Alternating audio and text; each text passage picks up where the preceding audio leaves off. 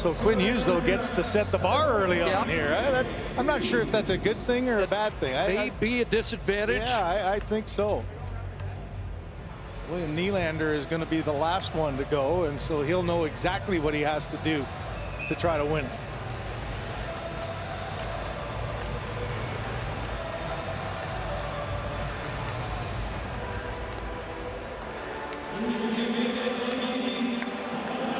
What a season he has had. Looks smooth so far. There's that section where you think the blue liner might have an advantage, especially somebody as adept as Quinn Hughes. Now a toe drag here. 29:038 is the time to beat. I think it's the hardest going first. You know, you just, everybody now gets to watch all the guys looking up at the big screen to see, okay, what do we have to do here? Oh, that's how the transition, you got to hold on to the puck too. Look at, not often do NHL players look at the puck, but Hughes there was just focusing on the puck to make sure he didn't lose control. In a game, you almost never see the players looking down. Well, here's a guy who's got the quickest hands in the league, you'd think. So far, 5th in this overall competition with 5 points off his fastest skater win. And thinks his game still has another level this season. 29:038, the time to beat. All good crossover though. Turned a little quick.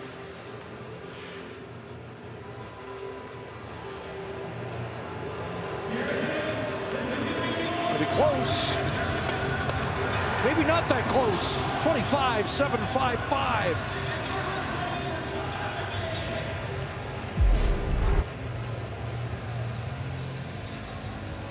Well, you mentioned the Patrick Kane video you saw early on. These guys are so adept at doing those little quick hands. The only inquiry light I would have there is he did turn, didn't keep facing the way, and so that'll be interesting. Twice there he made the turn quickly, and there's the toe drag to end. So it's the 4th event for Elias Pettersson. He's 2nd in this competition with 10 points, but has to be top 5 here to take the lead in the competition. Well, it really gets your attention early, doesn't it? How close together these pucks are to have really to make sure you don't knock one out. Could be over early. Yeah.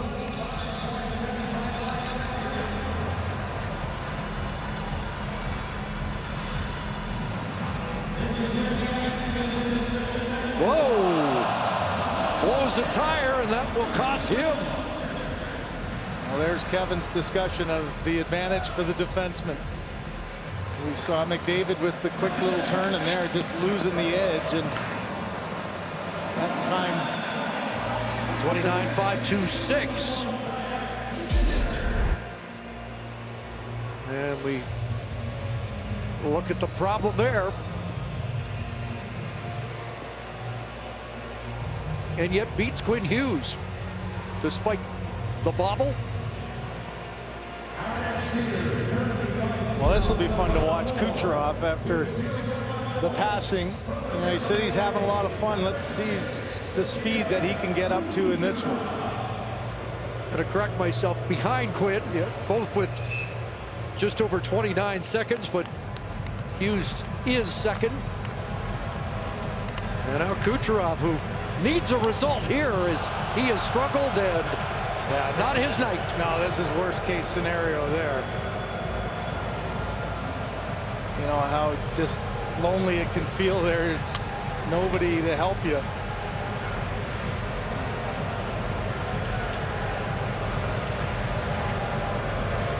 First player picked in the draft last night. The points leader, and I think he's going to milk this one, isn't he? He's going to soak it all in as the fans give him a little of the Bronx cheer. Here's Kevin. Connor, surprise guest here passing the pucks in the one-timer event. How are you enjoying the weekend so far? I'm sure this is the first of many. Yeah, it's been great. I mean, kind of getting here. My parents came down and are kind of, you know, enjoying it, taking it all in. So, you know, it's been fun just being with these guys and getting to see them do their stuff. I know you're kind of like watching, studying the events. What events do you think you do pretty well at? What events do you think would be challenging? Maybe one of each. I think I would struggle in the skating one, but maybe like the one-timers or something, I'd be all right. But yeah, I don't know. Who do you think's going to win this? I know there's only like 1 or 2 events left. Even know the scores? I'll go with, I think Bars is in the lead right now, Vancouver guy, so I'll go with him. You guys stick together, don't you? Yeah, we try to. Okay, thanks, Connor. Thanks. Another of the Vancouver delegation, Connor Bedard. Here's Leon Draisaitl with that big paddle as he bears in and puts a time of 28.677 on the board, so that'll move him into second place.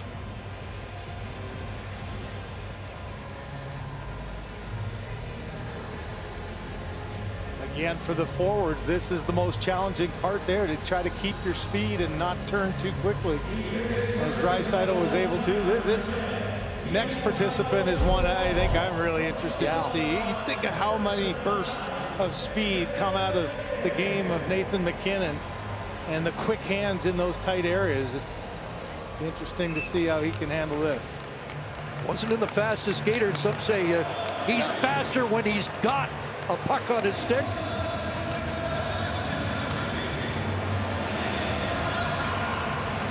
See how he negotiates these turns.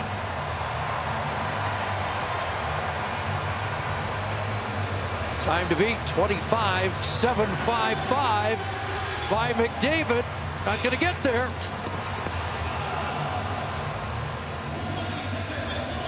Well, he will. 25.715. Pardon me. Well, he's got 27. 27. Yeah, 27. So you do see, like, these are two of the most explosive skaters. You're trying to go up against McDavid's number, so it's in these moments that you're just trying to pick up your time, and you can see the difficulty of collecting the puck through all that, and then the curl and drag a little bit delayed there, so a couple of seconds off the leader, McDavid. Yeah, let's reset that McDavid is the leader, and Nathan MacKinnon's moved into second place. And here is David Pastrnak, 7th overall with 4.5 points so far.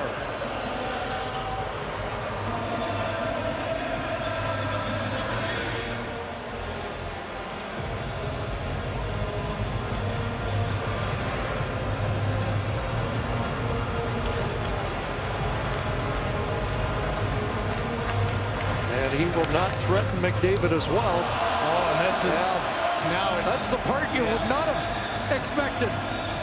Oh boy, he's laughing at himself there, but that miss is going to add, what, another 14 seconds, as he's got nothing but a smile on his face. Can't believe he missed the open net. Danger there as it might put him in the bubble position. Yeah, right. Every point a significant one to make sure you're in the semifinal and final, and did the curl and drag part. Oh, you just see it came off the tip of his stick. At the end, you're always fun to be around the guys. Well, a lot of people, and Matt Barzal is a sleeper pick in this competition. The last entry replacing Jack Hughes, and right now he's in third place with 7 points. And this is one event you think he could contend. Yeah, his skating ability with the puck is top notch. Isn't this Elliott's sleeper pick, isn't it? I think it might be.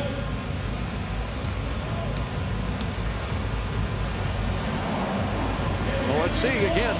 Time to beat 25.755. And he's in at 26.929, and that's good for second behind McDavid, but ahead of Nathan MacKinnon. So McDavid's run is still the time to beat. And, you know, the one thing coming up here, William Nylander, if you look at a part of his game that it really has grown over the last couple of years, is his explosiveness and his stops and starts. And it's been evident in how much offense he creates. And He's got the home crowd beside him, and he knows exactly what number he has to try to get. Yeah, different story in this event for Nylander, who had to go first in the fastest, second in the passing. Wrapping up this competition. And